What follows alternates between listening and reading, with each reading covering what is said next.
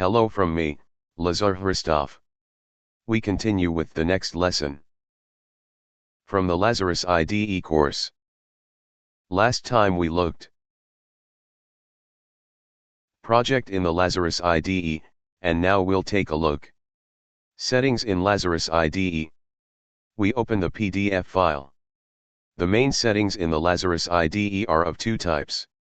Environment settings and project settings. Before we continue our work, we will change some of the settings. Default in Lazarus IDE, but it won't. We make a lot of changes because at first, I'm not good at setting up, so to speak. Therefore, we will only set the essentials. The first change will be in environment settings. We'll make it so every time when starting Lazarus IDE, to open a new project that is most suitable for our work now, because the default setting is to open the last open project, which is appropriate when working long time on one project, but not in our case. When in each lesson, we will be looking at a different project. For the purpose, basically it used to be the Tools menu opened. Then select Options. And the following dialog box opened. And we were unchanged decking up here before.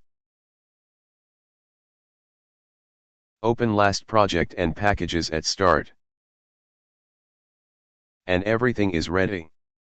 But that was it. In older versions, and now the dialog box is different. And this bookmark is gone.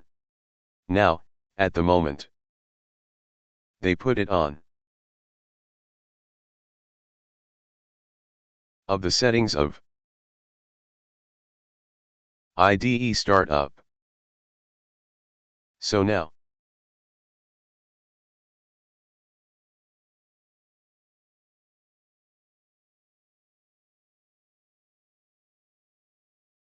we have to choose from the left column the IDE Startup option.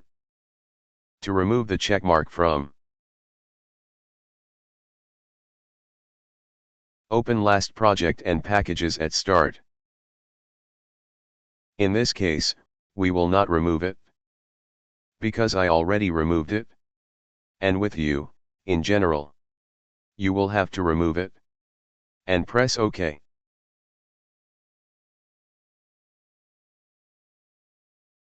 So, another setting we're going to change is in the project settings and is related to the debugger.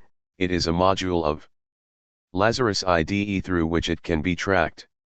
Gradual implementation of the program, P. In order to discover the causes of a given error. The problem, however, is if we don't change. This setting is now included in the code. Too much information to debug. And therefore the executable file, which results, is too big. That's why we're going to reduce it. For this purpose, from the project menu,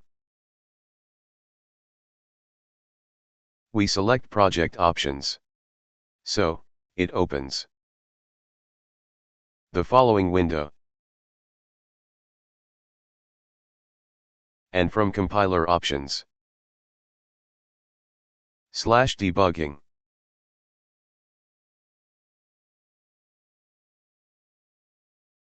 Uncheck the box before. Generate info for debugger, slower. And after that, we press OK. So, now, we can compile. But let's just look at how big it was. Executable before that. So here goes.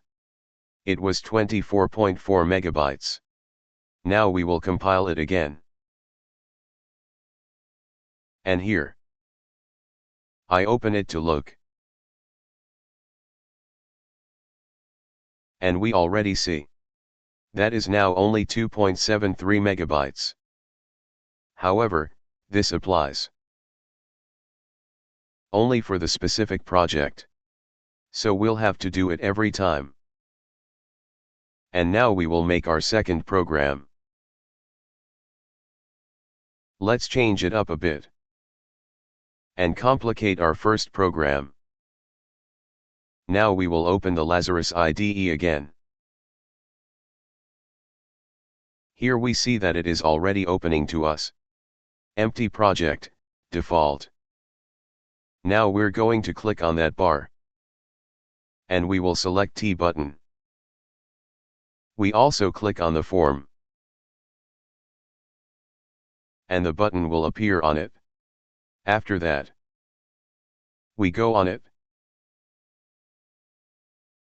We find the property, caption and write start. After that,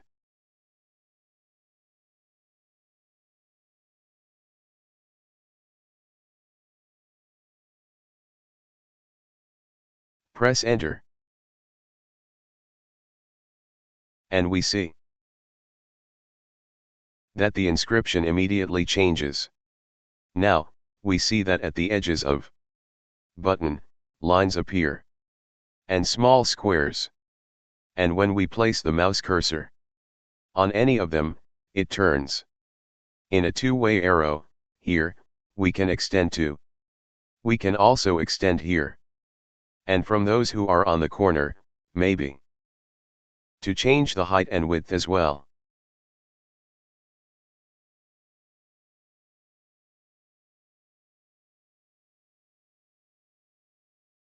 That's how it should be now. To write a procedure by which, when the button is pressed to appear, message hello world. If we write our code in plain text editor, we will have to write the whole procedure, and everything happens here. Very quick and easy. We click twice on the button, and the environment itself creates us the necessary procedure, where we will write the following code. Show message, hello world. We write here what is the message itself, which we want to output in quotes. For example, we will write, as we said, hello world.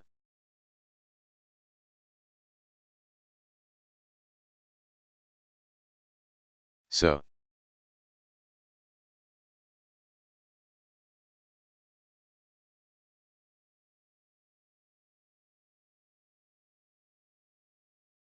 then save the project.